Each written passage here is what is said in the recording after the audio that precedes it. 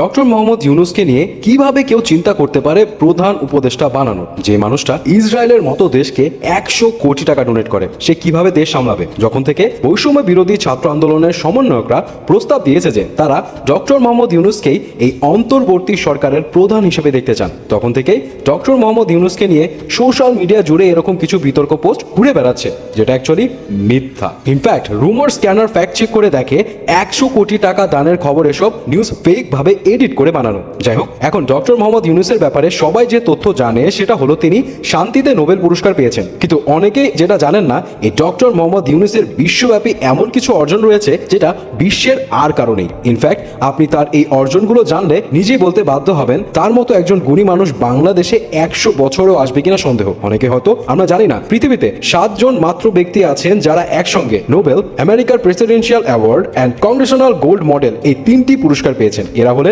Nelson Mandela, Martin Luther king, mother Teresa সহ আরো 4 জন। আর এদের মধ্যে সপ্তম ব্যক্তিটি হচ্ছেন আমাদের ডক্টর মোহাম্মদ ইউনূস। 2012 সালে ফরচুন ম্যাগাজিনে সারা বিশ্বের টপ 12 জন উদ্যোক্তার লিস্ট তৈরি করলেন। সেখানে বিল গেটস আছেন, স্টিভ জবস আছেন, আর আছেন আমাদের ডক্টর মোহাম্মদ ইউনূস। জানলে অবাক হবেন, জাপানের সিনিয়র হাই স্কুলের ইংরেজি টেক্সট বইতে আমাদের ডক্টর ইউনূসকে নিয়ে একটা চ্যাপ্টার আছে। সব স্কুল ছাত্রছাত্রীরা ওনাকে চেনেন। ডক্টর মোহাম্মদ ইউনূস বিশ্বে ক্ষুদ্র ঋণের জনক এবং তার এই সিস্টেমটা বিশ্বের 100টিরও বেশি উন্নয়নশীল দেশ অ্যাডপ্ট করে নিয়েছে। ইনফ্যাক্ট যুক্তরাষ্ট্রের মতো উন্নত দেশ এই ক্ষুদ্র ঋণ সিস্টেম ইকোনমিক ডেভেলপমেন্টের জন্য চালু করেছে। তার এই ক্ষুদ্র ঋণের টার্গেট ছিল দরিদ্র মানুষেরা যাতে ক্ষুদ্র ব্যবসার জন্য দীর্ঘমেয়াদী কিস্তিতে স্বল্প সুদে ঋণ পাওয়ার অধিকার পায় এবং সমাজে ধনী ও দরিদ্রের যে ব্যাপক বৈষম্য সেটা দূর হয়। এছাড়া দরিদ্রের বিরুদ্ধে লড়াইয়ের প্রযুক্তিও যে ভূমিকা রাখতে পারে এমন দূরদৃষ্টি সম্পন্ন উদ্যোগের কৃতিত্ব দেওয়া যেতে পারে অধ্যাপক ইউনূসকে। যেমন যখন মোবাইল ফোন বিশ্বের যে কোনো দেশে বিলাস পণ্য হিসেবে বিবেচিত হতো, তখন বাংলাদেশের গ্রামের নারীদের দারিদ্র্য দূর করতে তাদের উদ্যোক্তা ও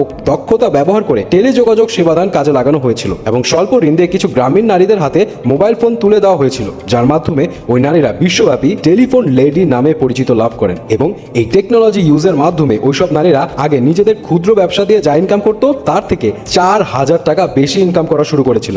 অধ্যাপক ইউনূস বিশ্বের 24টি দেশের বিভিন্ন বিশ্ববিদ্যালয় থেকে 61টি সম্মানসূচক ডিগ্রি পেয়েছেন। তিনি 10টি দেশের রাষ্ট্রীয় সম্মাননা সহ 33টি দেশ থেকে 136টি সম্মাননা পেয়েছেন। বিশ্বের 39টি দেশের 107টি বিশ্ববিদ্যালয়ের সামাজিক ব্যবসা কেন্দ্রিক বিভাগ, সেন্টার বা একাডেমিক কার্যক্রম আছে, যেগুলোকে সম্মানিতভাবে ইউনূস সোশ্যাল বিজনেস সেন্টার বলা হয়। বিশ্বমঞ্চে তিনি যত ধরনের স্বীকৃতি পেয়েছেন, সরকারি, সামাজিক, অর্থনৈতিক, ক্রিয়া ও সাংস্কৃতিক অঙ্গনের সব প্রাপ্তি একত্রিত করলে এমন ধারণা করা ভুল হবে না যে ডক্টর ইউনূস বর্তমানে বিশ্বের সবচেয়ে সম্মানিতদের একজন এবং আমাদের সকলের গর্বিত হওয়া উচিত যে তিনি বাংলাদেশি এবং তার মতো একজন হাইলি এডুকেটেড, দূরদর্শী সম্পন্ন মানুষ আমাদের দেশে ক্রান্তিকালীন সময়ে হাল ধরার জন্য সম্মতি জানিয়েছেন। সেটাতে আমাদের সকলেরই সহমত জানানো উচিত। অথচ এখনো আমরা অনেকেই করছি তাকে নিয়ে বিতর্ক।